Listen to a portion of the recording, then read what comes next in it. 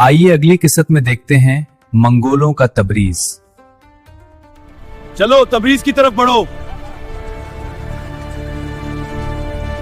ये तबरीज का शहर है, बहुत खूबसूरत है। जी हाँ, मुझे इनकी सकाफत और रसूमात देखना बहुत पसंद है। चलो अंदर जाकर सब कुछ ये देखते है हैं। तबरेज, मंगोलों का दारुल हुकूमत, शाहराह रेशम का हीरा। 800 किलोमीटर का सफर, 20 दिन की मुशक्कत, अलबर्ज के बर्फीले पहाड़, सब पीछे रह गए। इस शहर के दरवाजे पर मंगोलों के झंडे लहरा रहे हैं। ये वही लोग हैं जिन्होंने बगदाद तबाह किया, जिन्होंने पूरी दुनिया को लर्जाया, लेकिन अब उन्होंने इस्लाम कबूल कर लिया है। कहते हैं यहाँ के बाजार में दुनिया भर की चीजें मिलती हैं। चीन का रेशम, हिंदुस्तान के मुसाल्हे, अफ्रीका का सोना और बहरीन के मोती।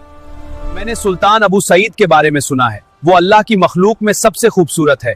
उसके गालों पर बाल भी नहीं निकले। एक नौजवान बादशाह, लेकिन इसकी सल्तनत डगमगा रही है। के लोग बहुत मेहमान नवाज हैं। शेख ने हमारे लिए अलग कमरा दिया है, तुम आराम करो, सफर तवील था। मैंने सुना है कि यहाँ के सूफिया जिक्र फिक्र में मशगूल रहते हैं। इनकी इबादत देखकर दिल को सुकून मिलता है। सदियों से कायम है। मुसाफिर यहाँ आराम करते हैं जैसे हम। कल हम शहर देखेंगे, बाजार, मसाजिद और मंगोलों का दरबार, लेकिन आज आराम करेंगे।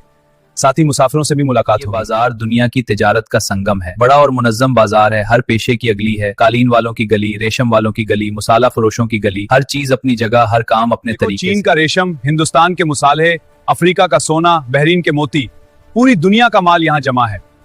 कहते माल तबरेज का बाजार शाहराह रेशम का दिल है।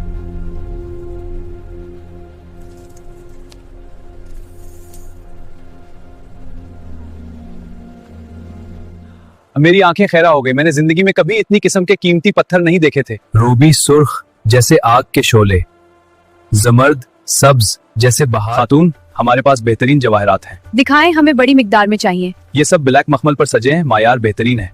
हम सब ले लेंगे, कीमत तय करें। बहुत अच्छा सौदा। बहरीन के मोती, इतने गोल, इतने चमकदार के सुल्तान के पास उनकी तस्बीह थी। यही वो मोती हैं जिनके बारे में मैंने हारमोज में सुना था। ये है तबरीज की नीली मस्जिद, जिसे कबूद मस्जिद कहते हैं। उसकी नीली काशें देखकर लगता है जैसे आसमान का एक टुकड़ा उतरा, हर तरफ नीला रंग।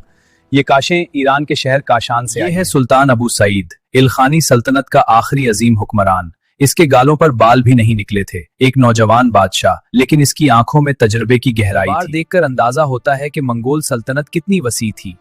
एक तरफ मंगोल सरदार अपनी रवायती वर्दियों में, दूसरी तरफ फारसी वजीर अपने कीमती लिबास। अबू सईद ने इस्लाम कबूल कर लिया था, लेकिन उनके मंगोल रस्म रिवाज अब भी जिंदा थे। इनके पीछे मंगोल परचम लहरा रहा था, सुर्ख और सफेद, जिस पर आसमानी निशान। मैंने उन्हें खराज तहसीन पेश किया और अपने सफर के बारे में बताया।